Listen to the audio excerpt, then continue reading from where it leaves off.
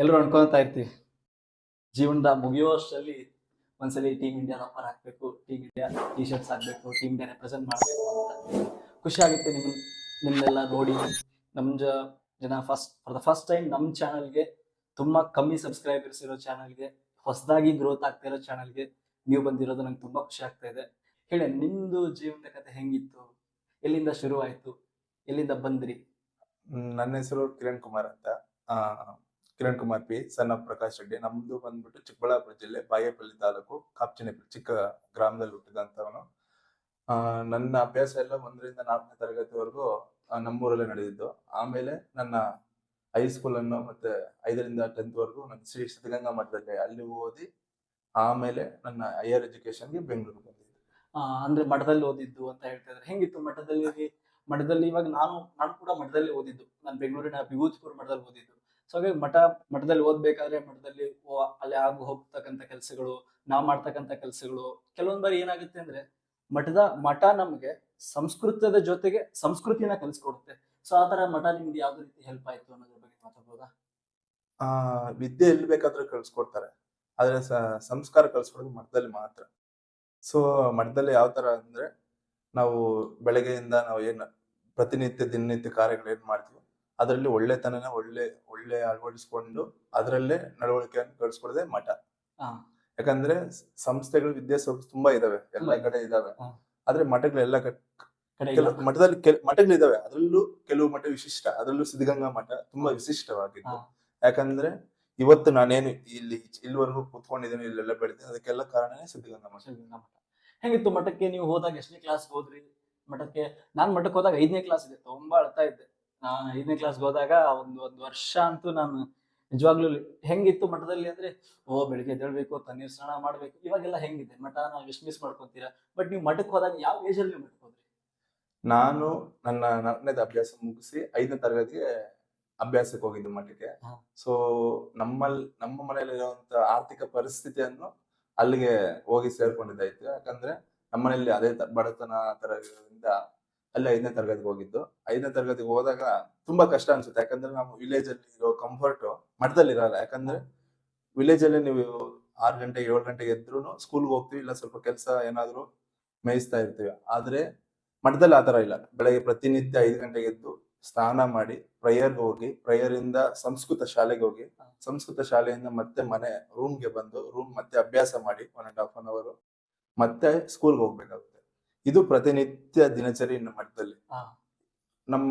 ನಾವು ಮನೇಲಿರೋದಕ್ಕೂ ಮಠದಲ್ಲಿರೋದು ತುಂಬಾ ವ್ಯತ್ಯಾಸ ಇದೆ. ಅಲ್ಲಿ ನೀವು 5 ನಿಮಿಷ ವೇಸ್ಟ್ ಮಾಡಕ್ ಆಗಲ್ಲ ಟೈಮ್. ಯಾಕಂದ್ರೆ ಅದಾದಂತ ಟೈಮ್ ಟೇಬಲ್ ಇರುತ್ತೆ. ನಾನು ಕೂಡ ಮೊನ್ನೆ ರೀಸೆಂಟ್ ಆಗಿ ಮಠಕ್ಕೆ ಹೋಗಿ ಬಂದೆ. ಅಲ್ಲಿ ನೋಡ್ತಾ ಇದ್ರೆ ನನಗಂತೂ ನಾನು ಹುಟ್ಟಿದ್ದು ಮಠದಲ್ಲೇನೆ. ಬಟ್ ಆದ್ರೂ ಇಲ್ಲಿ 1 ವರ್ಷ ನಾನು ಕಳಿಬೇಕಿತ್ತು ಅನಿಸ್ತು. ಬಿಕಾಸ್ ಸಾವಿರಾರು ಜನ ಎಲ್ಲಿ ಕಣ್ಣಾಯಿಸ್ತೀರ ಅಲ್ಲೆಲ್ಲ ಮಠದ ವಿದ್ಯಾರ್ಥಿಗಳೇ. ಎಷ್ಟೋ ಜನ NCC ಇದ್ದಾರೆ, ಸ್ಕೌಟ್ಸ್ ಗೈಡ್ಸ್, ಬ್ಯಾಂಡ್ ಟೀಮು, ತಮಟೆ ಟೀಮ್. ತುಂಬಾ ಚೆನ್ನಾಗಿತ್ತು. ನಾನು ಮೊನ್ನೆ ಸಿದ್ಧಗಂಗಾ ಮಠದ ಜಾತ್ರೆಗೆ ಕೂಡ ಹೋಗಿದ್ದೆ. ನನಗೆ ಅದ್ಭುತ ಅನಿಸ್ತು. 2 ದಿನ ಹೋಗಿ ಬರೋದಕ್ಕೆ ಯಾಕೆ, ಅಲ್ಲೇ ಇರ್ಬೋದಲ್ಲ ಅನಿಸ್ತು. ಹೌದು, ಖಂಡಿತ ಅನ್ಸುತ್ತೆ. ಯಾಕಂದ್ರೆ ಮಠ ವಿಶಿಷ್ಟತೆನೇ ಹಾಗೆ. ಯಾಕಂದ್ರೆ ಮಠದಲ್ಲಿ ಪ್ರತಿನಿತ್ಯ ಸಾವಿರಾರು ಲಕ್ಷಾಂತರ ಜನಗೆ ಅನ್ನದಾನ ಪ್ರಸಾದ ನೀಡ್ತಾರೆ. ಅಲ್ಲಿ ಮಕ್ಕಳೇ ದೇವ್ರು ಅಂತಾರೆ. ಸೊ ಅಲ್ಲಿ 10,000 ಜನ ಮಕ್ಕಳು ಎಲ್ಲರೂ ಮಕ್ಕಳೇ. ಸೊ ನಾವು ದೇವ್ರನ್ನ ಕಾಣ್ಬೋದು ಮಕ್ಕಳಲ್ಲಿ. ಸೊ ಅದಕ್ಕೆ ನಾವು ಮಠಕ್ಕೆ ಹೋದಾಗೆಲ್ಲ ಅಲ್ಲೇ ಇರೋಣ ಅಂತ ಫೀಲ್, ನಮ್ಮನ್ನ ಅಟ್ಮಾಸ್ಫಿಯರ್ ಅದನ್ನ ಎಳೆಯುತ್ತೆ. ಅದಕ್ಕೆ ನೀವು ಮಠಕ್ಕೆ ಹೋದಾಗ, ಫಸ್ಟ್ ನೀವು ಮಠಕ್ಕೆ ಹೋದ್ರಿ, ಮಠಕ್ಕೆ ಹೋದಾಗ ಹೆಂಗಿತ್ತು ನಿಮ್ ಫೀಲ್? ನಾನ್ ಬಂದ್ಬಿಡನಪ್ಪ, ಸಾಕು 1 ವರ್ಷ ಮುಗಿಸ್ ಬರೋಣ ಅನ್ನಂಗಿತ್ತ? ಅಥವಾ ಇರ್ಲಿ ನಾನು ಇಲ್ಲೇ ಮಾಡೋಣ ಅನ್ನೋಂಗಿತ್ತ? ಹೆಂಗಿತ್ತು ನಿಮ್ಗೆ ಅವಾಗ ಸ್ಟಾರ್ಟಿಂಗ್ ಜಾಯ್ನ್ ಆಗಿದ್ರಿ ಮಠಕ್ಕೆ? ಯಾವಾಗ ಹೆಂಗಿತ್ತು ನಿಮ್ದು ಫೀಲ್? ನಾನ್ ಜಾಯ್ನ್ ಆಗುವಾಗ ವಾರಕ್ಕೆ ಮನೆಗ್ ಬಂದ್ಬಿಡೋಣ ಅನ್ನೋ ತರ ಇತ್ತು. ವಾರಕ್ಕೆ ಹೋಗುವಾಗ ತುಂಬಾ ಎನರ್ಜೆಟಿಕ್ ಆಗಿ, ಏನೋ ಇವಾಗ ನಾವು ಒಂದು ಬೇರೆ ಕಂಟ್ರಿಗೆ ಹೋದಾಗ ಏನು ಎಷ್ಟು ಎಕ್ಸೈಟ್ಮೆಂಟ್ ಅಲ್ಲಿ ಇತ್ತು, ಮಠಕ್ಕೆ ಹೋದಾಗ ಅದೇ ಎಕ್ಸೈಟ್ಮೆಂಟ್ ಅಲ್ಲಿ ಇದ್ದಿದ್ದು. ಅಲ್ಲಿಗೆ ಹೋದ್ಮೇಲೆ ವಾರಕ್ಕೆ ವಾಪಸ್ ಬಂದ್ಬಿಡೋಣ. ಯಾಕಂದ್ರೆ ನಮ್ಮ ಹವ್ಯಾಸಗಳೇ ಬೇರೆ. ಹಳ್ಳಿಗಳಲ್ಲಿ ನಮ್ಮ ಹವ್ಯಾಸಗಳು ತುಂಬಾ ಡಿಫ್ರೆಂಟ್ ಆಗಿರುತ್ತೆ, ಚಿಕ್ಕದಾಗಿ ಅದೊಂಥರ ವೇ. ಬಟ್ ಮಠದಲ್ಲಿ ಅದಕ್ಕಾದಂತಹ ಸಂಸ್ಕಾರ ಕಲ್ಸ್ಕೊಡ್ತಾರೆ. ಅದನ್ನ ಕಲಿಬೇಕಂದಾಗ ತಾಳ್ಮೆ ಎಲ್ಲ ಕಲಿಬೇಕಾಗುತ್ತೆ. ಸೊ ಆತರ ಇತ್ತು, ವಾರಕ್ಕೆ ಬಂದ್ಬಿಡೋಣ ಅಂತ ನಾನು ಅನ್ಕೊಂಡಿದ್ದೀನಿ. ಒಂದು ಸ್ಪೋರ್ಟ್ಸ್ ಪರ್ಸನ್ ಗಳಲ್ಲಿ ಇರ್ಬೇಕಾಗಿರೋ 3 ಕ್ವಾಲಿಟೀಸ್. ಫಸ್ಟ್ ನಾವು ಡಿಸಿಪ್ಲಿನ್ ಆಗಿರ್ಬೇಕು. ಏನೇ ಕೆಲಸ ಮಾಡಿ, ಅದು ಸ್ಪೋರ್ಟ್ಸ್ ಆಗಿರ್ಬೋದು, ಇನ್ನೊಂದಾಗಿರೋ ಡಿಸಿಪ್ಲಿನ್ ಆಗಿರ್ಬೇಕು. ಆಮೇಲೆ ಡೆಡಿಕೇಟ್ ಆಗಿರ್ಬೇಕು ಅದಕ್ಕೆ. ಆಮೇಲೆ ಅದ್ರ ಮೇಲೆ ಭಕ್ತಿ, ಡಿವೋಷನ್ ಇರಬೇಕು. ಅದು ನಿಮ್ಮನ್ನ ಇಲ್ಲಿ ತನಕ ಕರ್ಕೊಂಬಂತ ಅನ್ನಕ್ಕೆ ಕಾರಣ. ಹೌದು. ಅದು ಒಂದು ತುಂಬಾ ಯಾಕಂದ್ರೆ ಡಿಸಿಪ್ಲಿನ್ ಇಲ್ಲ ಅಂದ್ರೆ ನಾವು ಯಾವ್ದನ್ನು ಕೊನೆವರೆಗೂ ಹೋಗಕ್ಕಾಗಲ್ಲ, ಸೆಂಟ್ರಲ್ಲೇ ಬಿಡಬೇಕಾಗುತ್ತೆ. ಸೊ ಡಿಸಿಪ್ಲಿನ್ ಇರೋದ್ರಿಂದ ಇಲ್ಲಿವರೆಗೂ ಸಾಧ್ಯ, ಕೊನೆವರೆಗೂ. ಅಲ್ಲ, ನೀವು ಬಾಡಿ ಬಿಲ್ಡಿಂಗ್ ಮಾಡ್ಬೇಕಾದ್ರೆ ತುಂಬಾ ಡಿಸಿಪ್ಲಿನ್ ಬೇಕು. ಡಯಟ್ ನ ಡಿಸಿಪ್ಲಿನ್ ಆಗಿ ಫಾಲೋ ಮಾಡಬೇಕು, ನಿಮ್ಮ ವರ್ಕೌಟ್ ನ ಡಿಸಿಪ್ಲಿನ್ ಆಗಿ ಫಾಲೋ ಮಾಡಬೇಕು. ಪ್ರತಿಯೊಂದನ್ನು ಡಿ ಅನ್ನೋದನ್ನ ಸ್ಪೋರ್ಟ್ಸ್ ಪರ್ಸನ್ಸ್ ಯಾವಾಗ ಡಿ ಅನ್ನೋದನ್ನ ಪಕ್ಕಕ್ಕೆ ಇಟ್ಕೊಂಡು ಆಡ್ಬೇಕು ಅನ್ಕೊಂತೀನಿ ನಾನು. ಈ ಸ್ಪೋರ್ಟ್ಸ್ ಅನ್ನೋದು ಯಾವ ತರ ಅಂದ್ರೆ ಬರೀ ನಾವು ಗ್ರೌಂಡ್ ಅಲ್ಲಿ ಆಡೋದು ಮಾತ್ರ ಸ್ಪೋರ್ಟ್ಸ್ ಅಲ್ಲ. ನಾವು ಪ್ರತಿನಿತ್ಯ ನಾವು ಏನ್ ಕೆಲಸ ಮಾಡ್ತೀವೋ ಅದನ್ನ ಡಿಸಿಪ್ಲಿನ್ ಆಗಿ ಟೈಮ್ಗೆ ಈ ಟೈಮ್ಗೆ ಇದೇ ಮಾಡ್ಬೇಕು, ಈ ಟೈಮ್ಗೆ ಇದು ಮಾಡ್ಬೇಕಂದಾಗ ನಾವು ಡಿಸಿಪ್ಲಿನ್ ಆಗಿರೋಕ್ಕಾಗುತ್ತೆ. ಆ ಟೈಮ್ ಅಲ್ಲಿ ರೀಚ್ ಆಗೋಕ್ಕಾದ್ರೂ ಆಗುತ್ತೆ. ಇದನ್ನ ಬೆಳಿಗ್ಗೆ ಮಾಡಿದ್ರೆ ನಾಳೆ ನೋಡೋಣ, ಇಲ್ಲ ನಾಳ್ದೆ ಮಾಡೋಣ ಅಂದ್ರೆ ಅದು ಆಗೋದಿಲ್ಲ. ಸೊ ಪ್ರತಿನಿತ್ಯ ಅದರ ಆದಂತ ಟೈಮ್ಗೆ ನಾವು ಕೆಲಸ ಮಾಡ್ಕೊಂಡು ಹೋಗ್ತಾ ಇರ್ಬೇಕು. ಫಾರ್ ದ ಫಸ್ಟ್ ಟೈಮ್ ನೀವು ಕಾಂಪಿಟೇಷನ್ ಮಾಡಿದ್ ಯಾವಾಗ? ಅದಕ್ಕೆ ಹೋಗಿನ ಮುಂಚೆ ನಿಮ್ಗೆ ಪವರ್ ಲಿಫ್ಟಿಂಗ್ ನ ಯಾಕೆ ಚೂಸ್ ಮಾಡಿದ್ರಿ? ಅಥವಾ ನೀವು ಇದನ್ನ ಚೂಸ್ ಮಾಡಕ್ ಕಾರಣ ಏನು? ಅಥವಾ ಇದನ್ನ ಚೂಸ್ ಮಾಡಿದಾಗ ಮನೇಲಿ ಹೆಂಗ್ ರಿಯಾಕ್ಷನ್ಸ್ ಇತ್ತು ಅದ್ರ ಬಗ್ಗೆ? ಸೊ ನಾನು ಪವರ್ ಲಿಫ್ಟಿಂಗ್ ಫಸ್ಟ್ ಮಾಡಿಲ್ಲ. ನಾನು ಮಾಡಿದ್ದೆ first body building, natural body building, men's physique. ಎಲ್ಲರೂ ಅನ್ಕೊಂಡಿದ್ದು ಇವತ್ತಿಗೆ ನಾನು ಪವರ್ ಲಿಫ್ಟರ್ ಅಂತ ತುಂಬಾ ಜನಕ್ಕೆ ಗೊತ್ತು. ಬಟ್ ಇದಕ್ಕೆ ಮುಂಚೆ ನಾನು ಬಾಡಿ ಬಿಲ್ಡಿಂಗ್ ಮಾಡಿದ್ದೀನಿ, ಮೆನ್ಸ್ ಫಿಸಿಕ್ ಮಾಡಿದ್ದೀನಿ. ಅದ್ರಲ್ಲೂ ಏನಂದ್ರೆ ನಾನ್ ಮಾಡುವಂತ ಕಾಂಪಿಟೇಷನ್ಗಳು ನ್ಯಾಚುರಲ್, ನೋ ಡ್ರಗ್ಸ್ ಆತರ ಯಾವ್ದೇ ಇರಲ್ಲ. ಯಾಕಂದ್ರೆ ನಾವು ಮಾಡುವಂತ ಆರ್ಗಾನಿಕ್ ಅಂತಾರಲ್ವಾ, ಸೊ ಆತರ ಕಾಂಪಿಟೇಷನ್ ಅಮ್ಮೆಚುರಲ್ ಅಂತ. ಸೊ ನಾನು ಮಿಸ್ಟರ್ ಇಂಡಿಯಾ ಮಾಡಿದ್ದೀನಿ, INBA ಇಂಡಿಯಾ, ಮಜಲ್ ಮೇನಿಯಾ ಮಾಡಿದ್ದೀನಿ, INBA ಏಷ್ಯಾ ಮಾಡಿದ್ದೀನಿ, ICN ಇಂಡಿಯಾ ಮಾಡಿದ್ದೀನಿ. ತುಂಬಾ ಕಾಂಪಿಟೇಷನ್ ಮಾಡಿ ತುಂಬಾ ವಿನ್ನೂ ಆಗಿದ್ದೀನಿ. ಅಲ್ಲ, ಜೀವನದಲ್ಲಿ ವೀಕ್ಷಕರ ನಿಮ್ಗೊಂದ್ ಮಾತು ಹೇಳಕ್ ಇಷ್ಟಪಡ್ತೀನಿ. ಎಲ್ರು 1 ಗ್ರಾಮ್ ಚಿನ್ನ ತಗೊಂಡ್ರೆ ಸಾಕು, 1-2 ತೊಲೆ ಚಿನ್ನ ತಗೊಂಡ್ರೆ ಸಾಕು ಅನ್ನೋ ಕಾಲದಲ್ಲಿ ನನ್ನ ಪಕ್ಕದಲ್ಲಿ ಕೂತಿರ್ತಕ್ಕಂಥ ವ್ಯಕ್ತಿ ಸತತವಾಗಿ 7 ವರ್ಷ ಬೆಂಗಳೂರು ನಾರ್ತ್ ಯೂನಿವರ್ಸಿಟಿಯಿಂದ ಗೋಲ್ಡ್ ಮೆಡಲಿಸ್ಟ್. ನಾನೇ ಕೇಳಿದಾಗ ಶಾಕ್ ಆಯ್ತು. ಬಿಕಾಸ್ ನನ್ನ ಎಷ್ಟೋ ಸ್ನೇಹಿತರು ಒಂದೇ ಒಂದು ಗೋಲ್ಡ್ ಮೆಡಲ್ಗೆ ಇವತ್ತು ಹಣಿಗಾಡ್ತಾ ಇದ್ದಾರೆ. ಅಂತದ್ರಲ್ಲಿ ಇವರು 7 ಗೋಲ್ಡ್ ಮೆಡಲ್ ತಗೊಂಡಿದ್ದಾರೆ ಅಂದ್ರೆ ಇಟ್ಸ್ ನಾಟ್ ಈಸಿ ಅಲ್ವಾ? ಹಾಗಾಗಿ ಆ ಗೋಲ್ಡ್ ಮೆಡಲ್ ನ ಹಿಂದಿನ ಸಾಹಸದ ಕಥೆಗಳನ್ನ ನಮ್ಗೆ ಹೇಳ್ಬೋದಾ ನೀವು? ನಾನು ಫಸ್ಟ್ ಬಂದಿದ್ದೆ ವರ್ತೂರ್ಗೆ. ಸೊ ನಾನ್ ಬಂದಾಗ ತುಂಬಾ ವಿಚಿತ್ರ ಜನ, ಅದರಾದಂತಹ ಜನ ಬಿಸಿಯಲ್ಲಿ ಇರ್ತಾರೆ, ಯಾರು ಫ್ರೀಯಾಗಿ ಕುತ್ಕೊಳೋದಿಲ್ಲ ಬೆಂಗಳೂರಲ್ಲಿ. ಅವ್ರದ್ದಾದಂತೆ ವರ್ಕ್ ಇರುತ್ತೆ, ಹೋಗ್ತಾ ಇರ್ತಾರೆ, ಬರ್ತಾ ಇರ್ತಾರೆ. ಸೊ ಬಂದಾಗ ಹೊಸದಾಗಿ ಚೆನ್ನಾಗಿತ್ತು. ಒಂಥರ ಏನೋ ನಾವೆಲ್ಲೋ ಒಂದ್ ಸಿಟಿಗೆ ನಾವು ಫಾರಿನ್ ಯಾವ್ದಾರ ಹೋಗ್ತೀವ. ಸೊ ಬೆಂಗಳೂರು ನನ್ಗೊಂದೊಂಥರ ಫೀಲ್ ಕೊಡ್ತು. ನಿಮ್ ಸ್ಟಾರ್ಟಿಂಗ್ ಬೆಂಗಳೂರು ಫಾರಿನ್ ತರ ಫೀಲ್ ಕೊಡ್ತು? ಫೀಲ್ ಕೊಡ್ತು. ಇವಾಗ ಹೆಂಗಿದೆ ಬೆಂಗಳೂರು? ಮುಂಚೆ ಬಂದಾಗ ನೀವು ಮಾಡಿದ ಸ್ಟ್ರಗಲ್ಸ್ ಬಗ್ಗೆ ಮಾತಾಡೋಣ. ಯಾಕಂದ್ರೆ ಸ್ನೇಹಿತರೆ, ಯಾರೋ ಒಂದ್ ರಾತ್ರಿಲಿ ಯಾರು ವಿಶ್ವ ದಾಖಲೆ ಮಾಡಕ್ಕಾಗಲ್ಲ, ಒಂದ್ ರಾತ್ರಿಲಿ ಯಾರು ವಿಶ್ವ ಚಾಂಪಿಯನ್ ಆಗಕ್ಕಾಗಲ್ಲ. ಅವರ ಸಕ್ಸಸ್ ಎಷ್ಟಿದೆ ಅಷ್ಟೇ ಅವರು ಫೇಲಿಯರ್ಸ್ ಕೂಡ ಅನುಭವಿಸಿರ್ತಾರೆ. ಒಬ್ಬ ಸ್ಪೋರ್ಟ್ಸ್ ಪರ್ಸನ್ ತನ್ನ ಸೋಲನ್ನ ಯಾವಾಗ ಅರ್ಥ ಮಾಡ್ಕೊಂತ ನೋಡಿ ಅವಾಗ್ಲೇ ಆತ ಗೆಲ್ಲೋಕ್ಕಾಗೋದು. ಸೊ ಹಾಗಾಗಿ ನಮ್ಮ ಸಾಧಕರ ಸೋಲಿನ ದಿನಗಳು ಅಥವಾ ಅವರ ಕಂಡಂತ ಫೇಲಿಯರ್ಸ್ ಡೇಸ್ ಬಗ್ಗೆ ನಾವು ಮಾತಾಡೋಣ ಇವಾಗ. ಫೇಲ್ಯೂರ್ ಅನ್ನೋದಕ್ಕಿಂತ ನಾವೇನು ನಾವು ಬೆಂಗಳೂರು ಬಂದಾಗ ನಾವು ತಿನ್ನಕ್ಕಾಗ್ಲಿ, ಯಾಕಂದ್ರೆ ಇಲ್ಲಿ ನಾವು ಸೆಟಲ್ ಆಗ್ಬೇಕಾದಂತ ಅದರಂತ ವರ್ಕ್ ಇರುತ್ತೆ. ನಾವು ಓದೋದು, ದಿನಚರಿ ಕೆಲಸ, ನಾವು ಫ್ಯಾಮಿಲಿ ಸ್ಟೇಯಿಂಗು, ಇದೆಲ್ಲ ಏನಿತ್ತಂದ್ರೆ ಹೊಸದಾಗಿ ನನಗೆ ಇವತ್ತು ನೆನಪಿದೆ. ಆ ದಿನಗಳು ಮತ್ತೆ ನನಗೂ ಬರಬಾರ್ದಂತ ನಾನು ಅನ್ಕೊಂತೀನಿ. ಯಾಕಂದ್ರೆ ಇವತ್ತಿಗೆ ಚೆನ್ನಾಗಿರ್ಬೋದು, ಬಟ್ ಅವತ್ತಿಗೆ ನಾನ್ ಬಂದಾಗ ನಾನು ಕಾಲೇಜ್ ಬರ್ಬೇಕಂದ್ರು 2 ಕಿಲೋಮೀಟರ್ ನಡ್ಕೊಂಡು ಹೋಗ್ಬೇಕಾಯ್ತು. ಮನೆಗೆ ಏನೇ ಒಂದು ವಸ್ತು ತಗೊಂಡು ನಡ್ಕೊಂಡೇ ಬರ್ಬೇಕಾಯ್ತು. ಯಾಕಂದ್ರೆ ನನ್ನ ಹತ್ರ ಯಾವ್ದೇ ವೆಹಿಕಲ್ಸ್ ಇರ್ಲಿಲ್ಲ. ನಾನು ಆ PUC ಅಲ್ಲಿ ಏನಿದೆ, ಒಬ್ಬ ಕಬಡ್ಡಿ ಪ್ಲೇಯರು, ಎಲ್ಲೇ ಹೋದ್ರು ನಡ್ಕೊಂಡೇ ಹೋಗ್ಬೇಕು. ಒಂದು ಸ್ಪೋರ್ಟ್ಸ್ ಗ್ರೌಂಡ್ ಬಂದ್ರೆ ನಡ್ಕೊಂಡ್ ಬರ್ಬೇಕು. ಫ್ಯಾಮಿಲಿ ತುಂಬಾ ಸ್ಟ್ರಗಲ್. ಏನೇ ಮಾಡ್ಬೇಕಂದ್ರು ನಾನೇ ಕೆಲ್ಸಕ್ಕೆ ಹೋಗ್ತಾ ಇದ್ದೆ. ಏನ್ ಕೆಲಸ ಅಂದ್ರೆ ನಮ್ಮ ಅಣ್ಣ ಅಡುಗೆ ಭಟ್ರು, ಕ್ಯಾಂಟ್ರಿಂಗ್ ಇದೆ ನಮ್ಮ ಅಣ್ಣದು, ANS ಅಂದ್ಬಿಟ್ಟು. ಸೊ ಯಾವಾಗಾದ್ರೂ ನಾನ್ ಫ್ರೀ ಇದ್ದಾಗ ನಮ್ಮ ಅಣ್ಣಗ ಜೊತೆಲಿ ಹೋಗಿ ಅವ್ರಿಗೆ ಸಪೋರ್ಟ್ ಮಾಡಿ, ಅವ್ರು ನನಗೆ ಏನಾದ್ರು ಮನೆಗೆ ಬಂದಾಗ ಎಷ್ಟು ಕೊಡ್ತಾ ಇದ್ರು. ಸೊ ಅದರಲ್ಲೇ ನನ್ನ ಕಾಲೇಜ್ ಫೀಸು ಅದರಲ್ಲೇ ಕಟ್ಬಿಟ್ಟು ನನ್ನ ಬುಕ್ಸ್ಗಾಗ್ಲಿ ಎಲ್ಲದಕ್ಕೂ ಅದರಲ್ಲೇ. ಓಕೆ, ನೀವು ಅವಾಗಿಂದಾನೇ ಕೆಲಸ ಮಾಡಕ್ ಶುರು ಮಾಡಿದೀರಾ. ನೋಡಿ, ತುಂಬಾ ಜನ ಅನ್ಕೊಂತಾರೆ ನಾವೆಲ್ಲರೂ ಹೀರೋಗಳ ಮುಖಗಳನ್ನ ಮಾತ್ರ ನೋಡ್ತೀವಿ, ಬಟ್ ಹೀರೋಗಳ ಹಿಂದೆ ಬ್ಯಾಕ್ ಗ್ರೌಂಡ್ ಅಲ್ಲಿ ಇರ್ತಕ್ಕಂಥದ್ದು ಎಷ್ಟೋ ಜನಕ್ಕೆ ಗೊತ್ತೇ ಇರಲ್ಲ. ಸೊ ಹಾಗಾಗಿ ನಾವ್ ಇವತ್ತು ಮಾತಾಡ್ತಾ ಗೊತ್ತಾಯ್ತು ನಮ್ಮ ಸಾಧಕರು ಕೂಡ ಕ್ಯಾಟ್ರಿಂಗ್ ಕೆಲಸ ಮಾಡಿದ್ರು. ಬಿಕಾಸ್ ಅವ್ರು ಅದನ್ನ ಅಷ್ಟು ಹೆಮ್ಮೆಯಿಂದ ಹೇಳ್ಕೊಳ್ತಾ ಇದ್ದಾರೆ ಅಂದ್ರೆ ಯಾವುದೇ ಕೆಲಸ ಮಾಡಿದ್ರು ಅವ್ರು ಅದನ್ನ ಗೌರವದಿಂದ ಮಾಡಿದ್ದಾರೆ ಅಲ್ವಾ ಸರ್? ಹೌದು, ಯಾಕಂದ್ರೆ ಕಾಯಕವೇ ಕೈಲಾಸ ಅಂತ ಹೇಳಿದ್ದಾರೆ. ಸೊ ದುಡಿದ್ರೇನೆ ಹೊಟ್ಟೆಗೆ. ಸೊ ಹಂಗೆ ಕೈ ಕೆಸರಾದ್ರೆ ಬಾಯಿ ಮೊಸರು, ಆ ತರ ನಾನು ಅವತ್ತಿಂದ ಇವಾಗೂ ಹೋಗ್ತೀನಿ. ಬಟ್ ಇವಾಗ ಹೋದ ಕೆಲ್ಸಗೇನು ಹೋಗಲ್ಲ. ಯಾವಾಗಾದ್ರೂ ನಮ್ಮ ಅಣ್ಣ ಇವಾಗ ಕ್ಯಾಂಟ್ರಿಂಗ್ ಏನಾದ್ರು ಒಂದ್ 2-3 ಕಡೆ ಅಡಿಗೆ ಒಪ್ಕೊಂಡು ನಾನು ಹೋಗಿ ಮೇಂಟೈನ್ ಮಾಡ್ತೀನಿ, ಲೈಕ್ ಯಾವ ತರ ಏನು ಮಾಡ್ಬೇಕು ಅಂತ ನಾನು ರೂಲ್ ಮಾಡ್ತೀನಿ, ಹೇಳ್ಕೊಡ್ತೀನಿ. ಸರ್ ಬೆಂಗಳೂರು ಊಟದ ಬಗ್ಗೆ ಹೆಂಗೆ ಸರ್? ಒಂದು ತುತ್ತು ಹೊಟ್ಟೆಗೆ ಬೆಂಗಳೂರಲ್ಲಿ ಹೆಂಗೆ ಸರ್ ಕಷ್ಟಪಡ್ತಿದ್ರಿ ನೀವು, ಅಥವಾ ನೀವಾಗ ನಾಟ್ ಫಾರ್ ಯು, ವೀಕ್ಷಕರು ಹೆಂಗ್ ಗೊತ್ತಾ, ಬೆಂಗಳೂರಲ್ಲಿ ಒಂದು ಹೊತ್ತು ಊಟಕ್ಕೂ ತುಂಬಾ ಕಷ್ಟ ಇದೆ. ಬಟ್ ಹೊರಗಡೆ ಪ್ರಪಂಚಕ್ಕೆ ಬೆಂಗಳೂರು ತುಂಬಾ ಕಲರ್ಫುಲ್ ಆಗಿ ಕಾಣಿಸುತ್ತೆ. ಬಟ್ ಅಂತ ದಿನಗಳನ್ನು ಕೂಡ ನಮ್ಮ ಸಾಧಕರು ನಮ್ಮ ಜೊತೆ ಹಂಚ್ಕೊಂಡ್ರು. ಸರ್ ಆ ದಿನಗಳು ಯಾವ ತರ ಇತ್ತು?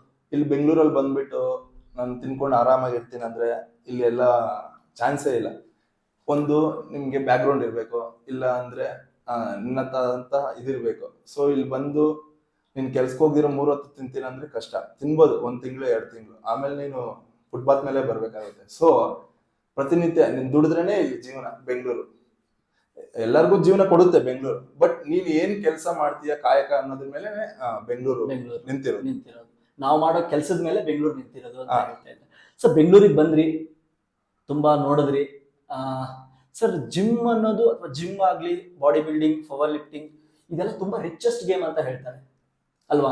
ನೀವು ಕೇಳಿರ್ತೀರಾ ಅಥವಾ ನಿಜಾನೇನಾ? ಅದು ಅಷ್ಟು ನನಗೆ ಗೊತ್ತಿಲ್ಲ. ಹೇಳಿದ್ದೆ ನಿಜ. ಯಾಕಂದ್ರೆ ಬಾಡಿ ಬಿಲ್ಡಿಂಗ್ ಅಂದಿದ ತಕ್ಷಣ ಏನ್ ಅನ್ಕೊಂಡ್ಬಿಡ್ತಾರೆ ಅಂದ್ರೆ ಏನ್ ತಿಂದ್ರು ಬಾಡಿ ಬಂದ್ಬಿಡುತ್ತೆ, ಏನ್ ಕಬಾಬ್ ತಿಂದ್ರು ಬರುತ್ತೆ, ಅದೆಲ್ಲ ಸುಳ್ಳು. ಸೊ ಬಾಡಿ ಬಿಲ್ಡಿಂಗ್ ಏನಂದ್ರೆ ರಿಚೆಸ್ಟ್ ಗೇಮ್.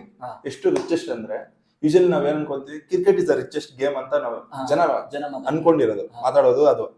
ಬಟ್ ಅದಕ್ಕಿಂತ ರಿಚೆಸ್ಟ್ ಗೇಮ್ ಅಂದ್ರೆ ಬಾಡಿ ಬಿಲ್ಡಿಂಗ್.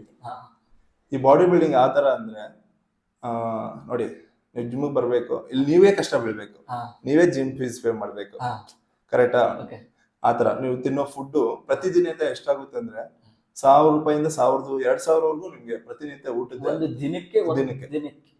ಸರ್ ಮಾತಾಡ್ತಾ ಹೇಳಿದ್ರೇನಾ, ಜಿಮ್ ಫೀಸ್ ನ ಪೇ ಮಾಡಕ್ಕೆ ನೀವು ಯಾವತ್ತಾರು ಪರದಾಡಿರೋ ದಿನಗಳಿದೆಯಾ? ಜಿಮ್ ಫೀಸ್ ಅನ್ನೋದು ಆದ ಕಷ್ಟ ನನಗೆ ಬಂದಿಲ್ಲ. ಯಾಕಂದ್ರೆ ಇದು ತುಂಬಾ ಹೆಮ್ಮೆಯಿಂದ ಹೇಳ್ಕೊಳ್ಬೇಕು. ಆ ತರ ನನ್ಗೆ ಕಷ್ಟ ಯಾವತ್ತೂ ಅನ್ಸಿಲ್ಲ. ನಾನು ಫಸ್ಟ್ ಜಿಮ್ಗೆ ಜಾಯ್ನ್ ಆಗುವಾಗ 500 ರೂಪಾಯಿ ಜಿಮ್ ಫೀಸ್. 500 ರೂಪಾಯಿ. ಸೊ 500 ರೂಪಾಯಿ ತಗೊಂಡೋಗಿ ಜಿಮ್ ಅಲ್ಲಿ ಕಟ್ಟಿದಾಗ ಇವತ್ತಿಗೆ ನೆನಪಿದೆ. ಕಟ್ಬಿಟ್ಟು ವರ್ಕೌಟ್ ಮಾಡ್ತಾ ಇದ್ರೆ ಜಿಮ್ ಓನರ್ ಇರ್ಲಿಲ್ಲ ಅವತ್ತು, ಅವರು ಟ್ರೈನರ್ ಇದ್ರು. ಟ್ರೈನರ್ ತಗೊಂಡು ಇಟ್ಕೊಂಡಿದ್ರು. ಸೊ ಜಿಮ್ ಓನರ್ ಬಂದಾಗ ಮಾತಾಡ್ಸಿದ್ರು, ಹಾಯ್ ಅಂತ ಹೇಳಿದೆ. ಸೊ ಅವ್ರು ಏನ್ ಹೇಳಿದೆ ಅಂದ್ರೆ, ನಾವು ಇನ್ನೊಂದು ಜಿಮ್ ರಿನೋವೇಷನ್ ಹೊಸದಾಗಿ ಮಾಡ್ತೀವಿ, ಸೊ ನಿಮ್ಮ 500 ರೂಪೀಸ್ ನೀವೇ ತಗೊಳ್ಳಿ, ನೆಕ್ಸ್ಟ್ ಕಟ್ಟುವಾಗ ಜಿಮ್ ಫೀಸ್ ಕಟ್ಟಿರೋ ಅಂತ ವಾಪಸ್ ಕೊಟ್ಟಿದ್ರು. ದಿಲೀಪ್ ಬೋಡ ಅಂತ ವರ್ತೂರ್ ಜಿಮ್. ಸೊ ಅವರು ಎಷ್ಟು ಒಳ್ಳೆಯವ್ರು ಅಂದ್ರೆ, ಇವತ್ತವರೆಗೂ ನಾನು ಅವ್ರ ಜಿಮ್ ಅಲ್ಲಿ ವರ್ಕೌಟ್ ಮಾಡ್ತೀನಿ. ಯಾವತ್ತೂ ನನ್ನ ಜಿಮ್ ಫೀಸ್ ಕೇಳಿರೋರೇ ಇಲ್ಲ, ಕೇಳಿರೋರಲ್ಲ ಯಾವತ್ತೂ ಅಷ್ಟೇ. ನನ್ ಎಲ್ಲರೂ ಬಿಗಿನಿಂಗ್ ಡೇಸ್ ಅಲ್ಲಿ ಜಿಮ್ ಫೀಸ್ ಕಟ್ಟಕ್ಕೆ ಕಷ್ಟ ಆಗುತ್ತೆ. ಸೊ ನನ್ ಕಷ್ಟ ಇತ್ತು, ಬಟ್ ನಾನು ಆ ಕಷ್ಟ ಯಾವತ್ತೂ ಅಣ್ಣ ನನ್ಗೆ ಕೇಳಿಲ್ಲ. ಸೊ ಆತರ ನನ್ ಜಿಮ್ ಫೀಲ್ಡ್ ಅದೇನು ಮತ್ತೆ ಹೊಸದಾಗಿ ಜಿಮ್ ಓಪನ್ ಮಾಡಿದ್ರು, ಅವ್ರ ಜೊತೆನೆ ವರ್ಕೌಟ್ ಮಾಡಿದೀನಿ, ಅವ್ರ ಹತ್ರ ಕಲ್ತಿದ್ದೀನಿ. ಸೊ ಕಲಿಯುವಾಗ ನಾನು ದಿಲೀಪ್ ಗೌಡ, ವರ್ತೂರಲ್ಲಿ ತುಂಬಾ ಜನ, ರವಿ ಅಣ್ಣ ಅಂತ ಇದಾರೆ, ವೆಂಕಟೇಶ್ ಅಂತ, ಗಣೇಶ್ ಅಂತ ಫ್ರೆಂಡ್ ಇದಾರೆ, ಅವ್ರ ಜೊತೆ ಎಲ್ಲ ಕಲ್ತೆ ನಾನು ಇಲ್ಲಿವರೆಗೂ ಬಂದೆ. ಸೊ ಜಿಮ್ ನಾನು ಯಾವತ್ತೂ ಇದೊಂದು ಋಣ ಅವ್ರಿಗೆ.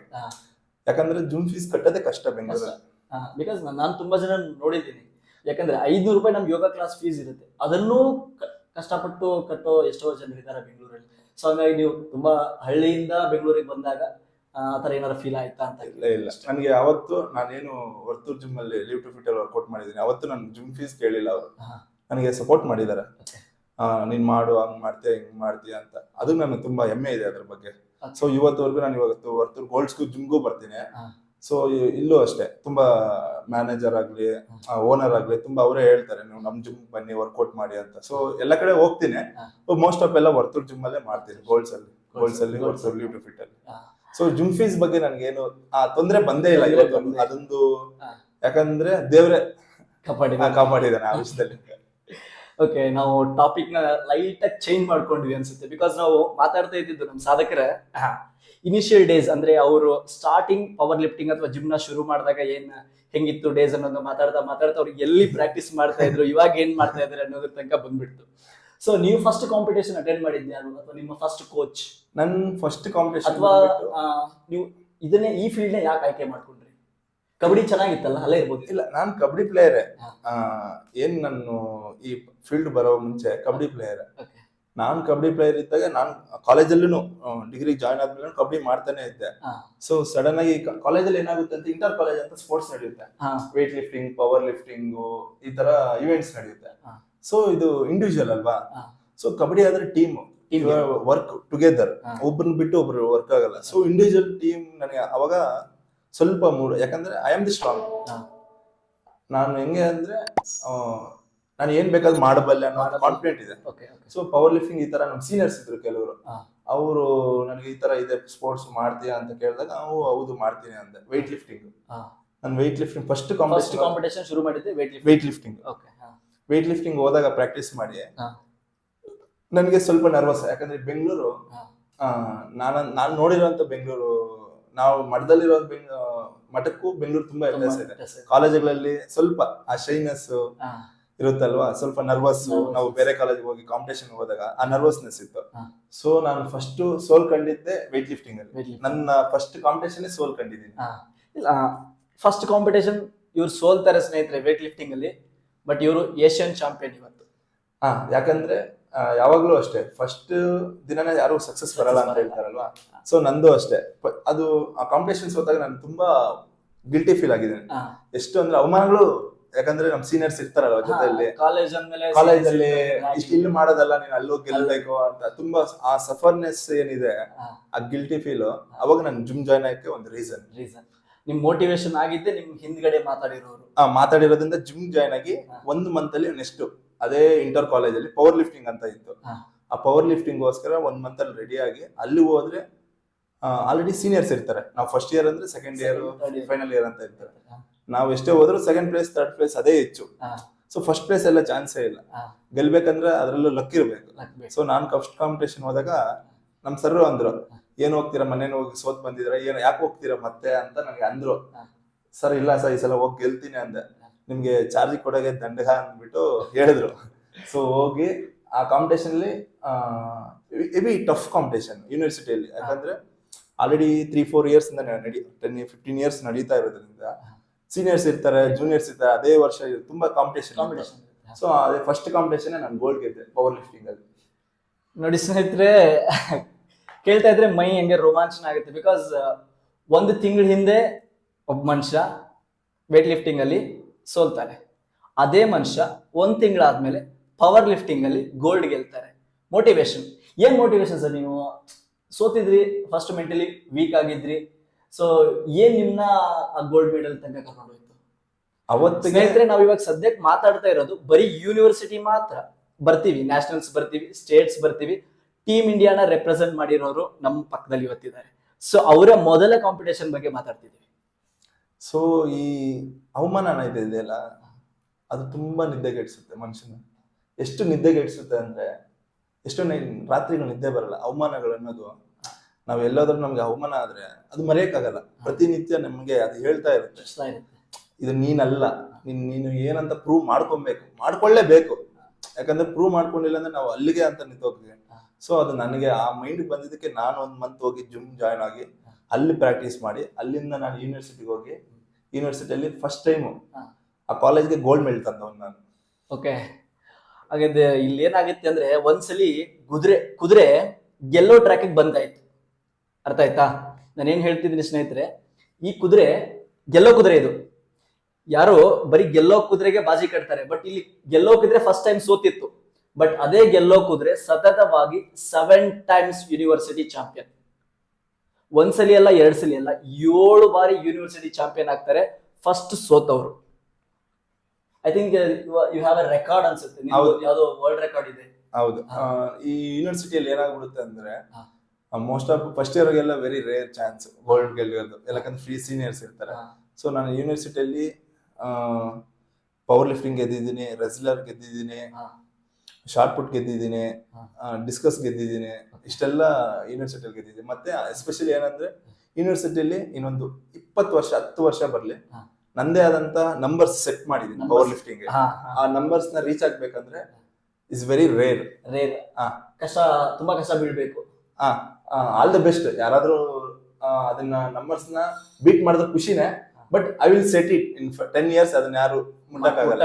ಒಂದು ಸಾಮ್ರಾಜ್ಯನ ಕಟ್ಟಿದೀನಿ ಯೂನಿವರ್ಸಿಟಿಯಲ್ಲೇ ಅಷ್ಟು.